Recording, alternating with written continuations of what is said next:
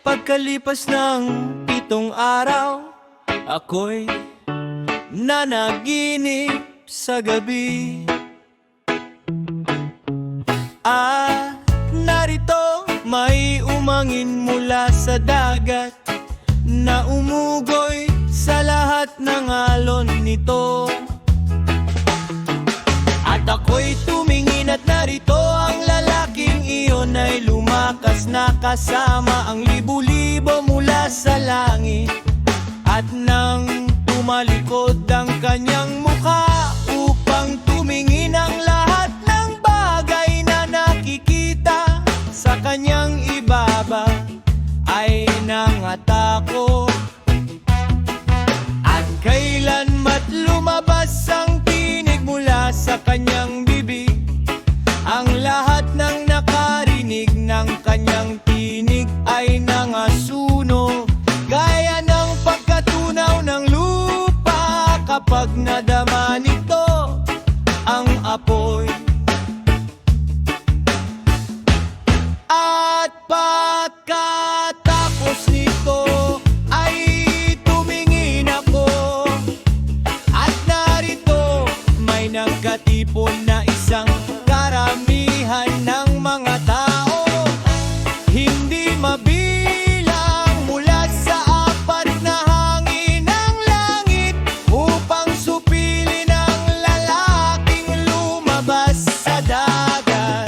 Ngunit tumingin ako at narito kanyang inukitan ng kanyang sarili ng isang malaking bundok at lumipad sa ibabaw nito. Ngunit nais kong makita ang rehiyon o buhok na pinagkunan ng burol, at hindi ko magawa. At pagkatapos nito ay tumingin ako, at narito ang lahat ng nakatipon upang supilin siya ay natakot ng labis, ngunit naglakas loob pa ring makipaglaban.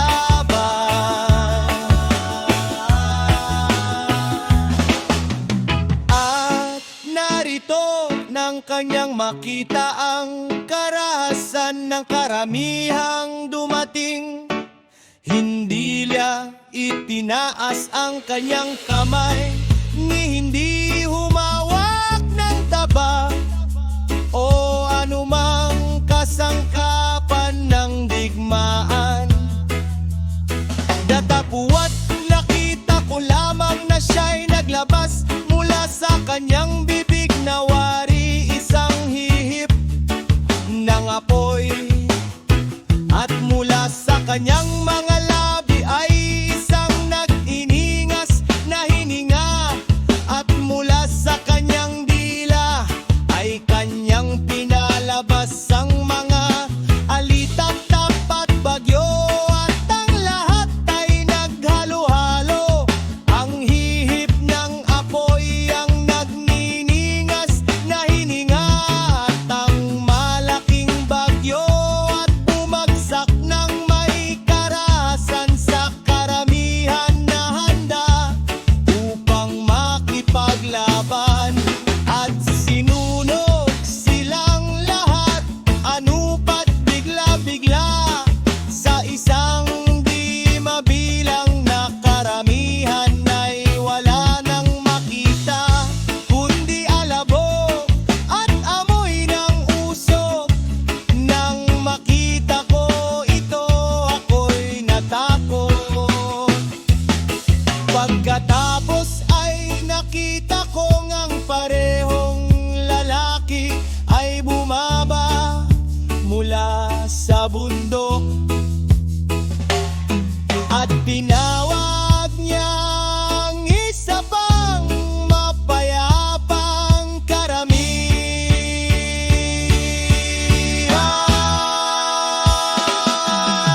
At maraming tao ang lumapit sa kanya,